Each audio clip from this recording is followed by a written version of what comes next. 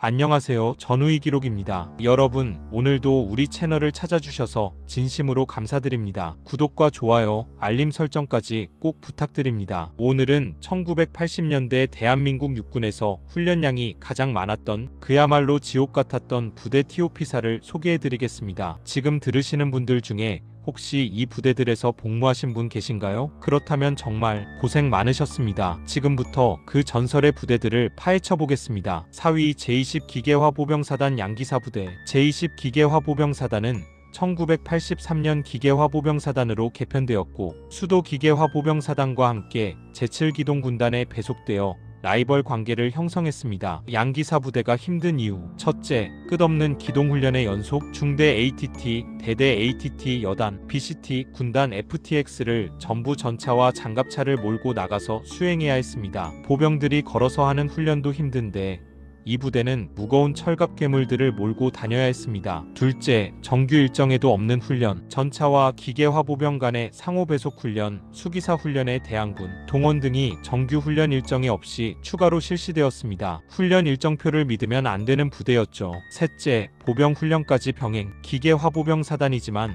여전히 보병 사단이므로 가외의 일정을 잡아 행군도 실시했습니다. 전차병이면서도 걸어야 했다는 얘기입니다. 넷째, 특전부대 훈련 지원. 특전부대 침투 훈련에 비정기적으로 참가하여 밤새 차단선을 펼쳐 훈련을 도와주기도 했습니다. 자기 훈련도 모자라 남의 훈련까지. 다섯째, 삼청교육대의 그림자. 사단훈련소가 1980년대에 삼청교육대로 사용되었다는 이야기가 전해집니다. 그 무서운 시절의 흔적이 남아있던 곳이었습니다. 여섯째, 공수훈련까지 있었던 시절. 1987년 이전까지는 유격훈련과 더불어 공수훈련도 실시되었습니다. 상상이 되십니까? 전차병이 낙하산까지 타야 했던 시절. 일곱째, 전차병의 무덤. 수도 기계화보병사단과 더불어 훈련량이 전군에서 톱으로 뽑힐 만큼 많았습니다. 전역자들이 전차병의 무덤이라고 부를 정도였죠. 3위 제3보병사단 백골부대. 북한군이 가장 두려워했던 부대. 전쟁 당시 북한군 내에서 백골부대 놈들은 미국 놈들보다 더 악독해서 사람만 보면 죽인다고 선전했으며 포로 중에 백골부대원이 있으면 무조건 총살했다고 합니다. 백골부대가 힘든 이유: 첫째, 최전방의 긴장감. 강원도 철원군에 위치한 최전방 부대로 북한과 직접 대치하며 GOP 경계 임무를 수행했습니다. 매 순간이 실전이었죠. 둘째, 살인적인 훈련 장거리. 사격장이고 수류탄장이고 모든 훈련교장이 산 하나 넘어간 곳에 있어서 훈련하러 갈 때마다 행군하는 기분을 느꼈습니다. 훈련 가는 것 자체가 훈련. 셋째, 일반 육군보다 높은 체력 기준. 체력 측정 8구표표기 특급 기준이 육군 공통 72개가 아닌 81개였습니다. 무려 9개나 더 많았다는 얘기입니다. 넷째, 전설의 3.7 완전작전. 1973년 3월 7일 북한군의 사격 도발에 백린탄으로 응사하여 북한군 지피 내부의 인원을 전멸시킨 작전을 수행했습니다. 이후 북한군은 백골부대를 공포의 대상으로 여겼죠. 다섯째, 메이커 사단의 자부심. 대한민국 육군을 대표하는 메이커 사단으로 국군 최초의 기갑여단인 제1기갑여단과 국군 최강의 화력을 자랑하는 제5포병여단을 보유했습니다. 자부심만큼 훈련도 강했죠. 여섯째,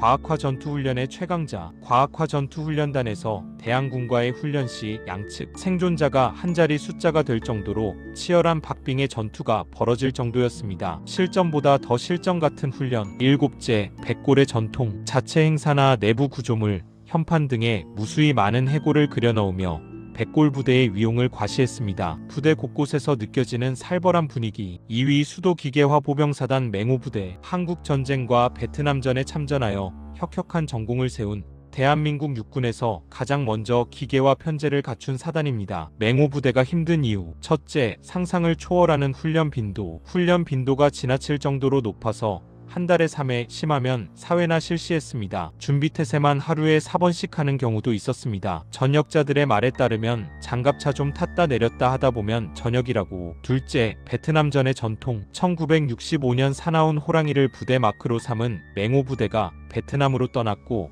그 용맹함이 전설이 되었습니다. 이 전통을 이어받아야 한다는 부담감. 셋째, 최신 장비의 테스트베드. 1986년 사단장 재임 시 K1전차 88전차를 최초로 도입했습니다. 국군에서 제일 먼저 최신 장비를 배치받는 부대였습니다. 새 장비는 좋지만 그만큼 훈련도 더 많았죠. 넷째, 진급 코스의 대가. 전투력이 최상위 부대로 지휘관은 진급 코스였습니다. 그에 따라 사병들의 훈련량이 상당했습니다. 간부들의 영달을 위한 병사들의 희생. 다섯째, 양기사와의 끝없는 경쟁. 제20 기계화보병사단과 라이벌 관계로 2012년 호국훈련은 역대 최악의 박 터지는 훈련이었다고 전해집니다. 경쟁심이 훈련 강도를 더욱 높였죠. 여섯째, 맹호기수의 자부심. 1973년 3월 23일부터 2016년까지 762기에 걸쳐 맹호 신병교육대를 운영했으며 맹호 기수들 간의 끈끈한 정이 있었습니다. 이 자부심을 지키기 위한 훈련. 일곱째, 전차병의 무덤. 양기사와 함께 손꼽히는 전차병의 무덤으로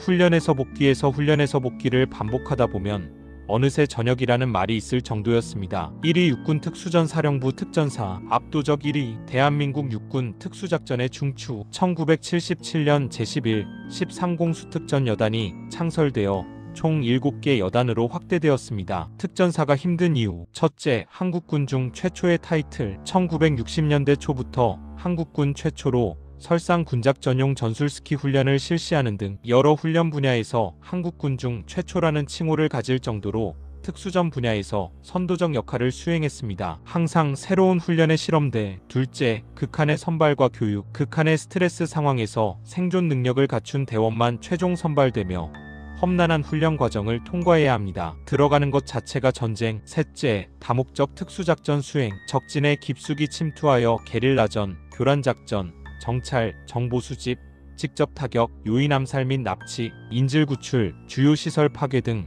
각종 특수작전을 수행합니다. 일반 보병과는 차원이 다른 임무. 넷째, 1980년대의 특수한 임무. 1980년대 중반 이후 86 아시안게임과 88 서울 올림픽 행사의 경우 임무를 성공적으로 수행했으며 수해와 붕괴 사고 등 각종 재난재해에 우선 투입되었습니다. 훈련의 작전의 재난 구조까지. 다섯째, 실전 경험의 축적. 1960년대부터 흑산도 대간첩 작전, 울진 삼척지구 대간첩 작전, 괴산 연풍리 대간첩 작전 등 각종 대간첩 작전에 투입되어 무장공비를 사살하는 수훈을 세웠습니다. 1980년대에도 이 전통이 이어졌죠. 여섯째, K1 기관단총의 산실. K1A 기관단총과 K7 소음기관단총이 특전사의 요청으로 개발되어 최초로 보급되었습니다. 최고의 부대에는 최고의 무기. 일곱째, 전설의 검은 베레. 삼성 장군 중장이 지휘하며 검은색 베레모를 착용합니다. 유능하고 완벽한 작전 역량을 갖춘 부대를 양성하는 데는